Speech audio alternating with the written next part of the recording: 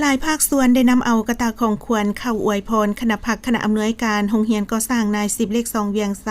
เนื่องในโอกาสวันสร้างตั้งกองทัพประชาชนลาวครบรอบ77ปีเป็นเกียรติต้อนรับของสหายพันเอกสำลีจันทวงศ์หัวหน้าการเมืองโรงเรียนก่อสร้างนาย10เลข2เวียงไซพร้อมด้วยคณะ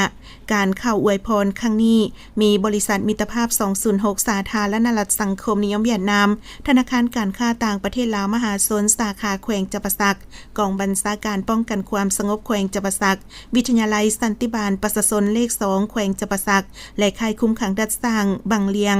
แต่ละภาคส่วนได้แสดงความยุยามถามข่าวพร้อมคำอวยพรมันยังคณะพักคณะอำนวยการโรงเรียนพนักงานครูอาจารย์นักเรียนนักศึกษาและสมเสยต่อผลงานที่โรงเรียนย่านมาได้โดยเฉพาะแมนการสร้างพนักงานหุ้นสืบทอดที่มีคุณภาพให้กองทัพประชาชนลาวและอวยพรไซอันประเสริฐมันยังนายและพลทหารในทั่วโรงเรียนจงมีสุขภาพเข้มแข็งมีผลสำเร็จในหน้าที่เวียกงานพร้อมกันสร้างกองทัพให้กลายเป็นกองทัพที่มีแบบแผนทันสมัยก้าวขึ้นอย่างบ่หยุดยั้งพร้อมนี้สหายพันเอกสำลีจันทวงศ์ก็ได้ต่างหน้าให้คณะพักคณะอำนวยการโรงเรียนพนักงานครูอาจารย์นักเรียนนักศึกษาแสดงความขอบใจมายังทุกภาคส่วนที่นำเอาความอบอุ่นความเป็นห่วงเป็นใย